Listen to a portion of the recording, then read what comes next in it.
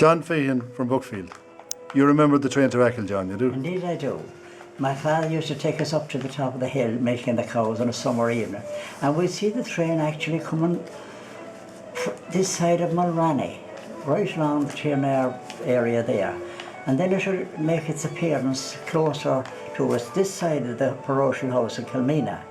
And it would have been making its way towards the Buckfield crossing there. You could hear, you know, it blowing the whistle to alert the gatehouse keeper. Of course, she would have the gates closed against the traffic and open for the train. But anyway, it would blow the whistle there, and it was clearly heard, and you could see the smoke and steam belching out of the train. And we could follow the sound of it all the way into Westport. But we could see it coming up as far as where Tom King used to live there on top of Barley Hill. So I have a great memory of that train.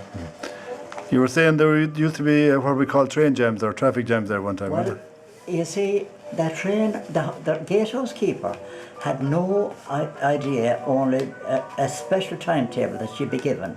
And she would stick to the timetable.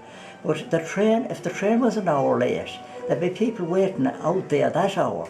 Horses and carts, horses and sidecars, donkeys, and all that sort of thing. They would be backing up towards Westport, and there'd be an awful lot of impatient people, you know. Oh yeah, a bit like today with the car. We were stuck behind another one. A fidgety horse now, how you'd settle them down there on the side of the road. Yeah. So that was the story of that. Yeah. Do you remember the last train? And I remember the last train. That was a sad occasion. Now, there was an awful lot of sympathy for the people of Achill that time. And there was people out at every junction along the way. And the whole country was in sympathy with the people of Achill. But I remember that, and it was a day when there was no banter or any lively chat at all. Everyone was very sad that day. And I remember it quite clearly. My father brought me out to see that train as it passed down. And we down beside the gate, the crossroads. Yes, down at the Buckfield. Buckfield, That's right, that's correct, that's correct. And there was a little gatehouse there, yeah? There was a gatehouse there, and it was a difficult job because I had no phones that time. The phone didn't come in for decades after that. And who manned the gatehouse? Mrs. Duffy. She was Mrs. Duffy. She was a widow woman, and she had her family there. Her husband died. He used to work on the railways. He died quite young. How often would the train go down there? Can you remember? The train, it definitely went down. I think mostly it came up in the mornings. Up in the morning, yeah. You know, and made its way to Dublin, and then it came down again in the evening. In the evening time. I don't remember any more than going there once, you know, it took twice during the day, passing by. And you never had reason to use it yourself? No, indeed. There was no station beside you? I had the privilege of being on it now. I was never on that train at all. Yeah. Do you remember them lifting the track? Oh yes, oh quite so. I remember.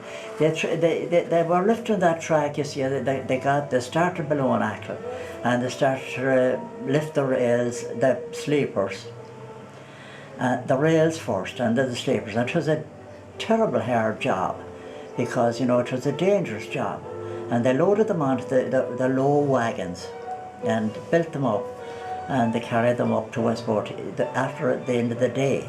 But I remember in particular on the calm autumn evenings, and the boys, you know, that used to be lifting the rails, they'd say, heave, you know, and they'd get them onto I often think about it that it was quite a dangerous job. You could get your finger taken off if anybody slipped or fell. Yeah. But they managed to lift, and they were offered the sleepers for sale to the local people at 1 shilling at the time, 1 shilling each sleeper. Each sleeper, yeah. And you know, there was no takers for it. Nobody had a shilling to spend that time, you know. That was exactly the extent of the problem, like. But nowadays, if there were, or even 40 years, you know, they would be very valuable. Sure, people buy them for everything nowadays, don't they? They do. Fences and walkways and all that kind of stuff. They're unbelievably expensive now. So are you one of the few people around the place now that has seen the last train and the whole thing? Yeah. It was very it was a privilege really to have known about that train Oh, absolutely. and the marvellous work that the people that made the track, the building of the bridges, that was a monument to what they had done. Well, 1,300 people worked on that track.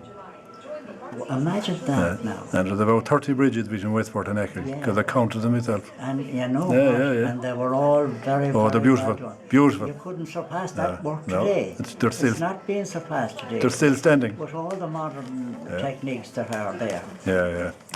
Well done, and thank you very much indeed. You're most welcome.